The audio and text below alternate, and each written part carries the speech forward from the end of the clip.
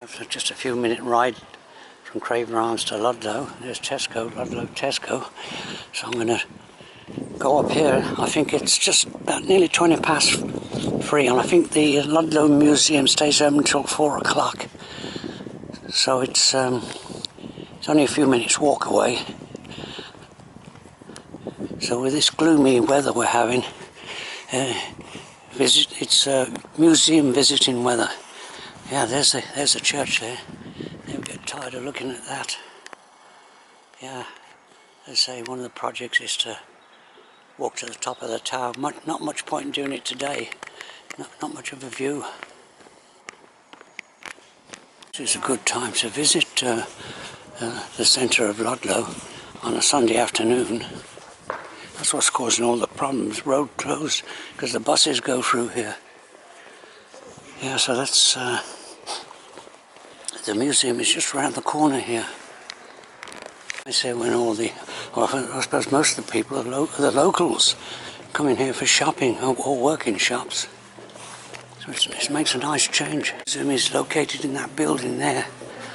Actually, I've forgotten what they call it now. The butter something. Again, first impressions. First impressions are good. Right, I'm the only one. Just a couple just left, so other than the attendant, I'm the only person here.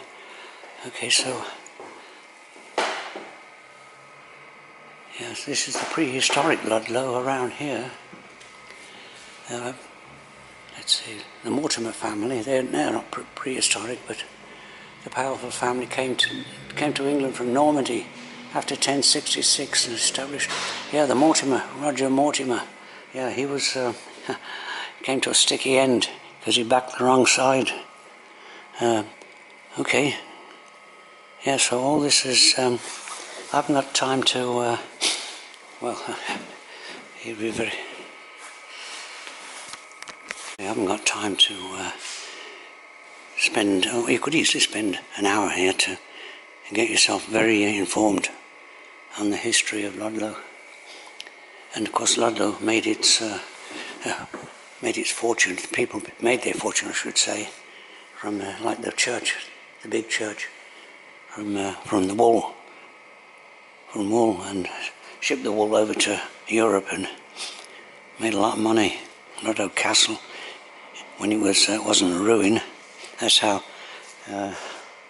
Catherine of Aragon, the Spanish princess, probably saw it. Yeah, that's how. Okay, so this is interesting, but I say it's just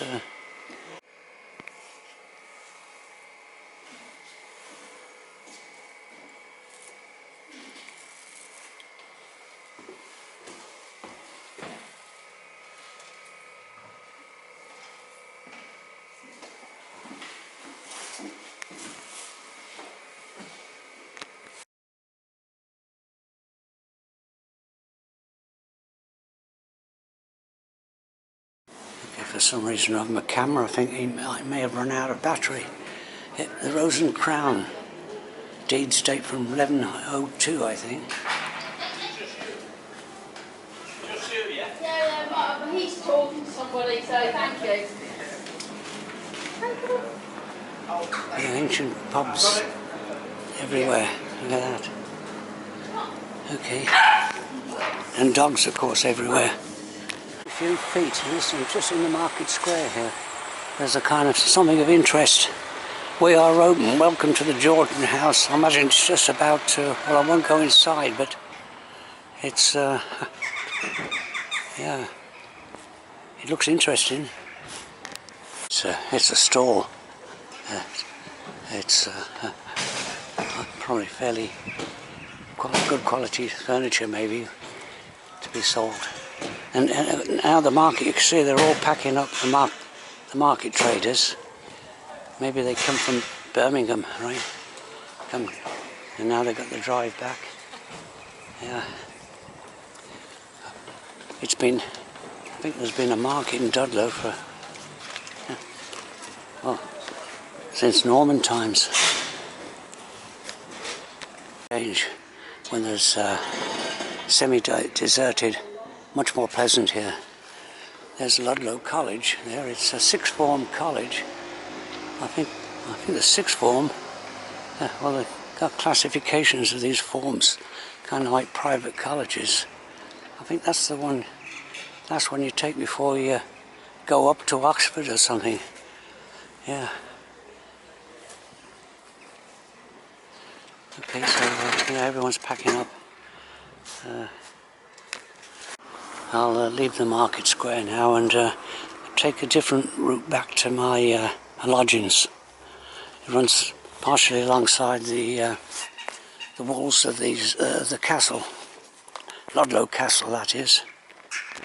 The Mortimer Trail, 30 miles exploring the beauty and history of the finest borderland countryside. Okay, so yeah, it would be a good walking trail, that. Ludlow, down to Kington. Yeah.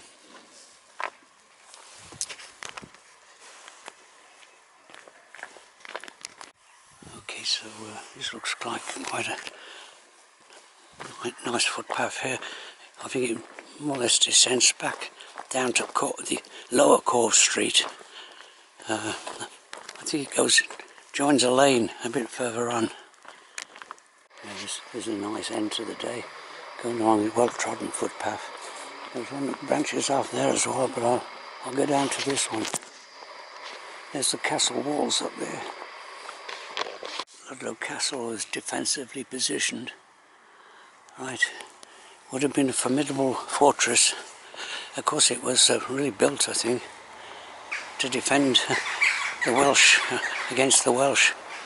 They would be constantly attacking in this area. Ended a few yards down that path which leads down to the river. I wanted to go down to the lodging, so this is the path I should take. Goes down to a tarmac lane and leads back to my lodging. It's out onto this lane, and there's a nice property for sale right there. Nick Dayton for sale.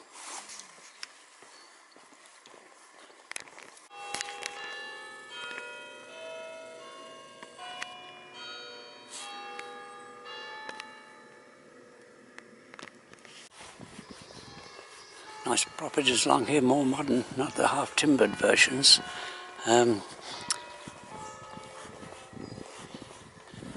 Nice little lane here to walk along.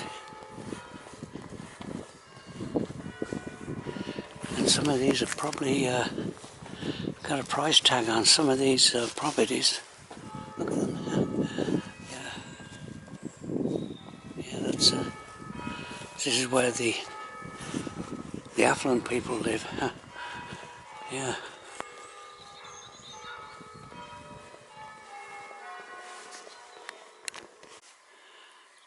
Yeah, this is where fairly wealthy people live, in this section of Ludlow.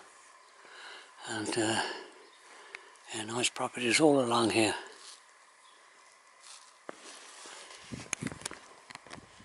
Okay, I'll have a little walk.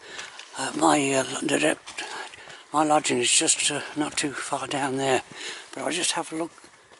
It's not out of my way really. I'll just have a little walk through St Leonard's Church graveyard. It's no longer used, I think, as a burial ground, but it's got, I think, something like, did I say, St Leonard's Churchyard. It's got quite a few 1400 gravestones. Some yeah, an extensive churchyard. And I think it's kept up by volunteers.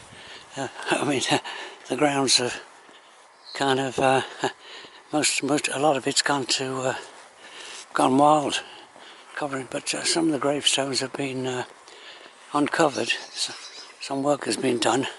There's the church. It's no longer used as a church.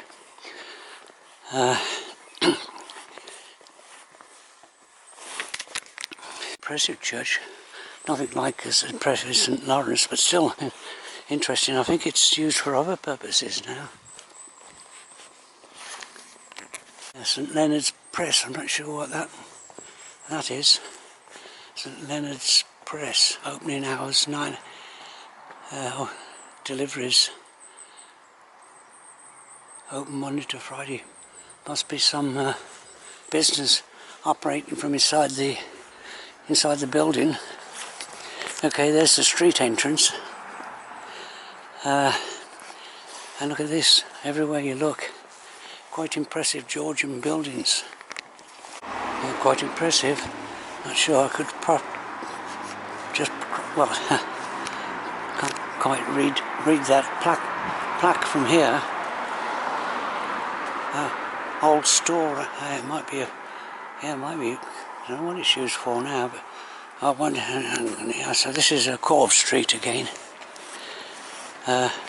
Another interesting street, and of course my lodging is just down here.